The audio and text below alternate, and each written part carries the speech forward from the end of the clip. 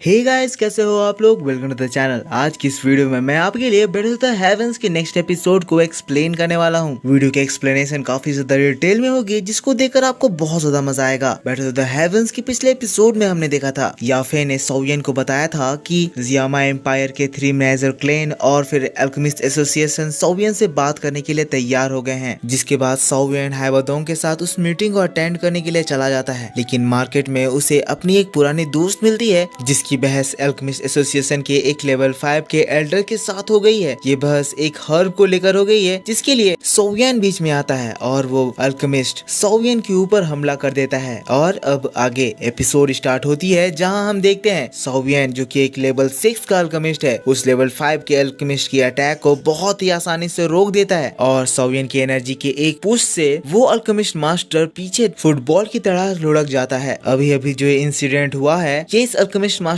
के लिए पूरी तरह से अनबिलीवेबल है, इसीलिए वो गुस्साते हुए फिर से सोवियन के ऊपर हमला करने के लिए उठता है। लेकिन दोस्तों, हम देखते हैं हमारा सोवियन पलक झपकते ही उस अल्केमिस्ट मास्टर के पूरे करीब आ जाता है और उसको उसके गर्दन से पकड़कर उठा देता है। सोवियन गुस्से में है, एज अभी अभी इस टीचर ने सोवियन के टीचर का अपमान करा है। आपको अगर याद होगा तो इसने कहा था कि सोवियन का टीचर सोवियन को सही से संभाल नहीं पाया है, इसीलिए सोवियन अभी कह रहा है कि तुम्हारा कोई राइट नहीं है कि तुम मेरे सामने खड़े होकर मेरे टीचर की टीचिंग पर सवाल उठाओ। यहाँ पर ये लोग ये नजारा देखकर पूरी तरह से घबरा चुके हैं, लेकिन तभी हम देखते हैं वहाँ पे अल्केमिस्ट एसोसिएशन के चेयरमैन आ जाते हैं। सोवियन फिर कहता है, चेयरमैन फामा, क्या अभी भी आपका ये तमाशा देखकर मन नहीं भरा है? अच्छा हुआ एटलीस्ट आप अभी तो यहाँ सामने आ गए, वरना आज अल्केमिस्ट एसोसिएशन अपने एक 5th लेवल के अल्केमिस्ट मास्टर को खो बैठता। पर इस जगह पे हम देखते हैं वो चेयरमैन सोवियन की बातों से बिल्कुल भी नाराज नहीं लगता है, बल्कि वो हंसने लगता है। कहता है, ब्रदर सोवियन, काफी दिन हो गए हम लोग एक दूसरे से मिले नहीं हैं। अब दोस्तों, चेयरमैन के ऐसे रिएक्शन को देखकर ये सभी लोग बहुत ही ज्यादा शॉक्ड हो गए हैं, एज सोवियन ने यहाँ अल्केमिस्ट एसोसिएशन के एक एल्डर पे हाथ उठाया है और फिर इसने उसे बहुत ही आसानी से हरा भी दिया। जिसके बाद फिर चेयरमैन सोवियन के पास आ जाते हैं। कहते हैं, सोवियन, आपको इसके बारे में चिंता करने की जरूरत नहीं है, मैं इस मैटर को देख लूंगा। सभी लोग मीटिंग के लिए ऑलरेडी बैठ चुके हैं और सब लोग आपका इंतजार कर रहे हैं। सोवियन भी उनके बातों को एक्सेप्ट करता है, फिर अपनी दोस्त को वो हर्ब देता है और फिर मास्टर फ्रैंक को सोवियन की तरफ से हाई करने को कहता है और फिर वो चेयरमैन के साथ मीटिंग हॉल में चला जाता है। सीन दोस्तों यहाँ से शिफ्ट हो जाता है। हम लोग इस बड़े से मीटिंग हॉल को देखते हैं, जहाँ ये 4 मेजर क्लैंस मीटिंग करने के लिए बैठे हुए हैं। सभी लोग सोवियन का इंतजार कर रहे हैं और फिर तब सोवियन की उस चेयरमैन के साथ वहाँ पे एंट्री होती है। सोवियन आते ही उन सभी से कहता है, 3 साल हो गए जेंटलमैन, आप लोग कैसे हो? सभी लोग फिर सोवियन के लिए खड़े हो जाते हैं। अब इनमें से सबसे ज्यादा इम्पोर्टेंट जो इंपीरियल क्लैन का लीडर था, सोवियन से कहता है, 3 साल हो गए सोवियन, आपने सच में काफी ज्यादा तरक्की करी है, आपकी पावर में बहुत ज्यादा एडवांसमेंट आया है। जिसके बाद फिर सोवियन वहाँ पे बैठ जाता है। यहाँ दूसरे क्लैन का वॉरियर सोवियन की ये बढ़ी हुई ताकत को देखकर हैरान है। कह रहा है, आखिर सोवियन की ताकत इतनी ज्यादा तेजी से कैसे बढ़ रही है? सोवियन बोलना शुरू करता है। कहता है, आज जो मैंने ये मीटिंग बुलाई है, आप सभी को ये पता होना चाहिए कि मेरा गोल क्या है। मैं अपने बातों को ज्यादा घुमाऊंगा नहीं, मैं डायरेक्ट मुद्दे पे आता हूँ। जैसा कि आप सभी लोगों को पता है, युनलैन सेक्ट ने मेरे श्याओ फैमिली को पूरी तरह से वाइप आउट करने की कोशिश करी और इसकी वजह से हमारे फैमिली के साथ बहुत बड़ा कत्लेआम मचा। पर अब समय आ गया है कि मैं इस कत्लेआम का बदला लूं। मैं डेफिनेटली युनलैन सेक्ट के लिए मर्सीफुल तो नहीं हूँगा, पर हाँ, मैं आपसे यहाँ ये उम्मीद कर रहा हूँ कि आप मेरे गोल में मेरा साथ देंगे। मैं आपका ये साथ इसलिए मांग रहा हूँ क्योंकि यहाँ आप सभी को भी पता है, जियामा एम्पायर में युनलैन सेक्ट अपने पैर बहुत ही तेजी से पसार रहा है, इसीलिए आज वो सभी एम्पायर के लिए एक ट्रबल बन के रह गया है। तब फिर ये इंपीरियल सिटी का लीडर कहता है, हाँ, युनलैन सेक्ट काफी ज्यादा प्रॉब्लमेटिक हो गया है, पर ये हमारे ऊपर डायरेक्ट इम्पैक्ट नहीं कर रहा है। तो फिर सोवियन कहता है, जब मैं जियामा एम्पायर में एंटर कर रहा था जियालिंग पास में, मैंने युनलैन सेक्ट के एक एल्डर के साथ में मुलाकात करी। वो युनलैन सेक्ट आर्मी में एक लीडर पोजीशन में था। उसने मुंह ताई क्लैन के ऊपर हमला करा था और अगर उस दिन उसका वो हमला सक्सेसफुल हो जाता तो मुझे लगता है आपके इंपीरियल ट्रूप्स आज युनलैन सेक्ट के हाथों में होते।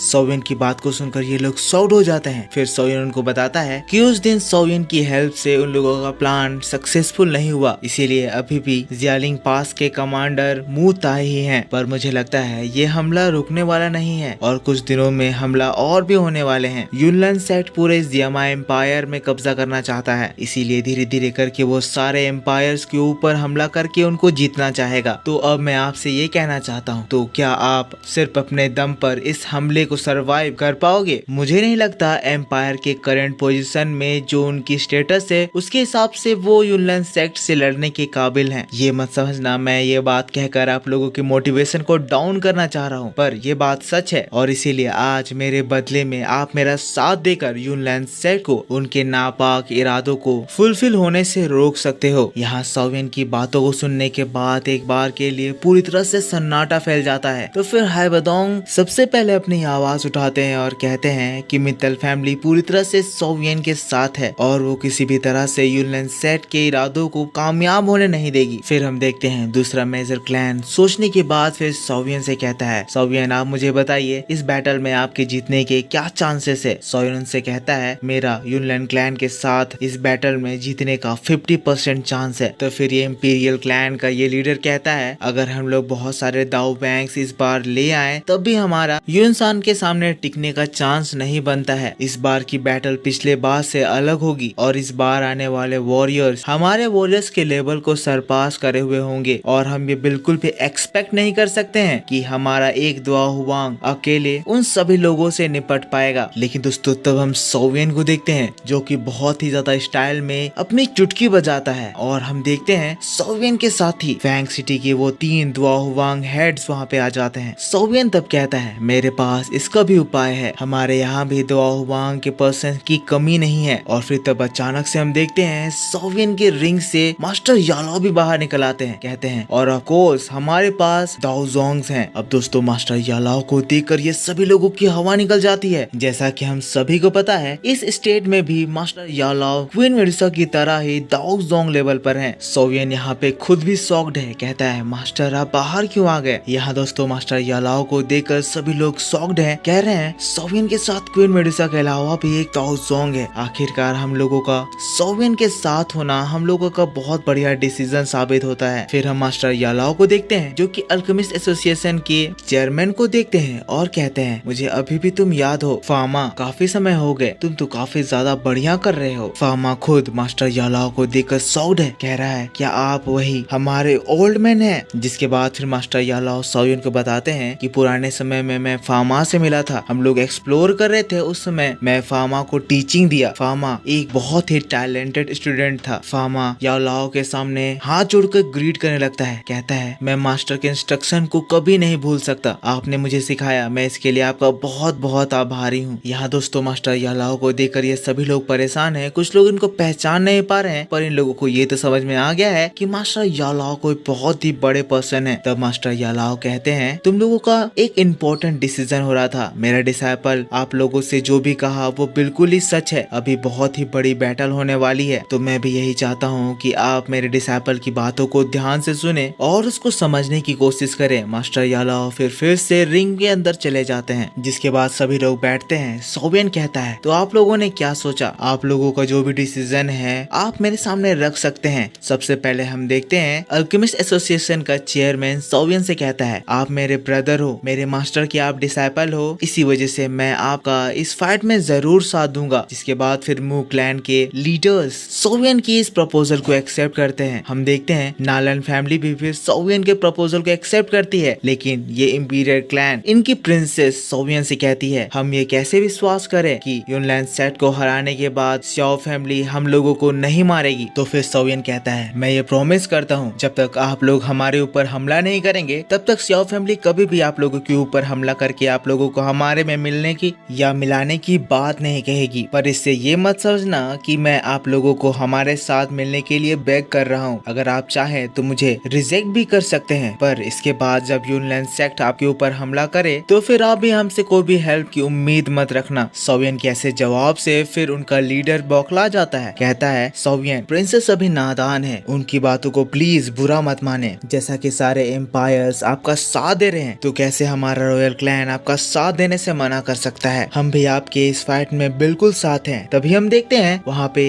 एक पंछी आती है जो कि हाइवदोंग का याफे के लिए एक मैसेज लेकर आती है। हाइवदोंग सोवियन को बताता है याफे ने ये मैसेज दिया है कि कल गुहे और युन युन की युनलैंड सेट के टेम्पल में शादी होने वाली है। सीन दोस्तों यहाँ से शिफ्ट हो जाता है। हम लोगों को युन युन को दिखाया जाता है जो कि एक कमरे में शांत बैठी हुई है। तभी हम देखते हैं दरवाजे के बाहर कोई होता है जिसको युन युन सेंस करती है और फिर कहती है अगर तुम यहाँ तक आ ही गए हो तो अंदर भी आ जाओ। हम देखते हैं वहाँ गुहे है। गुहे अंदर आता है। युन युन बहुत ही ज्यादा सैड है। तो फिर गुहे कहता है मुझे माफ करना, मुझे ये चीज जुनसान की वजह से करना पड़ रहा है। युन युन भी कहती है गुहे मैं तुम्हें सिर्फ अपना दोस्त ही मानती हूँ, मैं तुमसे ये शादी नहीं करना चाहती। गुहे कहता है तुम ये सब सोवियन की वजह से कह रही हो ना, आखिर उस लड़के में ऐसा क्या है। युन युन मैं तुम्हें पसंद करता हूँ। हम लोगों की शादी के बाद मैं युनसान से कहूंगा कि उसने जो तुम्हारे एनर्जी पे बैरियर लगाया है वो उसको खोल दे। युन युन गुहे से कहती है मैं तुमसे बिल्कुल भी शादी करना नहीं चाहती, पर अगर तुम लोग मुझे इसके लिए फोर्स करोगे तो बस तुम्हें मेरी बॉडी एक लाश के समान मिलेगी, उसमें तुम्हें युन युन कभी नहीं मिलेगी। सीन दोस्तों यहाँ से शिफ्ट हो जाता है। हम लोगों को फिर से इधर सोवियन को दिखाया जाता है। ये बात सुनकर सोवियन काफी ज्यादा गुस्से में है। सोवियन पूछता है असल में वेडिंग कब है। हाइवदोंग बताता है वेडिंग 2 दिन बाद है। तो फिर सोवियन कहता है ठीक है फिर हम लोग युनलैंड सेट के ऊपर 2 दिन बाद हमला करेंगे। माहौल काफी ज्यादा गर्म हो जाता है। सभी लोग सोवियन की बात को एक्सेप्ट भी कर लेते हैं। एज गुहे के साथ शादी करने के बाद और भी फोर्सेस युनसान के साथ हो जाएंगे तो ये सही मौका है कि शादी से पहले उनके ऊपर हमला कर दिया जाए। सभी लोग अब वार के लिए रेडी होने के लिए निकल जाते हैं। सीन दोस्तों यहाँ से शिफ्ट हो जाता है। हम लोगों को सोवियन को दिखाया जाता है जो कि अकेला बालकनी में चांद की ओर देख रहा है। तभी वहाँ पे क्वीन मेडुसा आ जाती है। सोवियन कहता है 2 दिन से तुम यहाँ से गायब थी, मुझे लगा कि तुम यहाँ से चली गई होगी। मेडुसा कहती है मुझे तुमसे सोल रिकवरी पिल लेना है, इसके बिना मैं यहाँ से कैसे जा सकती हूँ। तो फिर सोवियन कहता है क्या ये बात सच है, क्या तुम सच में मुझे हेवनली स्वेलिंग पाइथन के इन्फ्लुएंस में होने की वजह से नहीं मार पा रही हो। अब मुझे लगता है जैसे क्वीन मेडुसा मुझसे झूठ कह रही है। क्वीन मेडुसा उसकी बातों को सुनकर फिर गुस्साने लगती है। कहती है तुम्हें क्या लगता है क्या मैं तुम्हारे लिए कोई फीलिंग जनरेट कर रही हूँ। सोवियन कहता है नहीं नहीं मैं ऐसा बिल्कुल भी नहीं सोच रहा हूँ, मैं तो बस ये तुम्हें बताना चाहता हूँ कि अभी जो वॉर होने वाली है उसमें युनसान से लड़ते वक्त मेरी जान भी जा सकती है। अगर मैं उसमें मारा गया तो फिर तुम्हें सोल रिकवरिंग पिल की भी जरूरत नहीं पड़ेगी और हेवनली स्वेलिंग पाइथन का इन्फ्लुएंस तुमसे हट जाएगा। मेडुसा कहती है ऐसे में तो मैं युनसान का थैंक्स कहूंगी। सोवियन फिर मेडुसा को ये कहकर चला जाता है, पर इसके बाद मेडुसा का रिएक्शन कुछ अलग ही होता है। ऐसे जैसे उसे सोवियन की बातों का बुरा लगा, उसकी आंखों में आंसू भर आते हैं। और दोस्तों इसी बात के साथ यहाँ ये वीडियो खत्म हो जाता है। तो आप मेरे को बताओ आपको ये वीडियो कैसा लगा। इस वीडियो में सिर्फ बातचीत ही हुई है पर ये बातचीत भी जरूरी थी। आई होप आपको ये बातचीत समझ में आई होगी। नेक्स्ट वीडियो में हम फाइट देखेंगे, इसके बाद आपके लिए शील्ड डिवाइन थ्रोन की वीडियो आएगी, देखना मत भूलना। मैं आपसे मिलता हूँ नेक्स्ट वीडियो में, तब तक के लिए take care, bye bye and thanks for watching.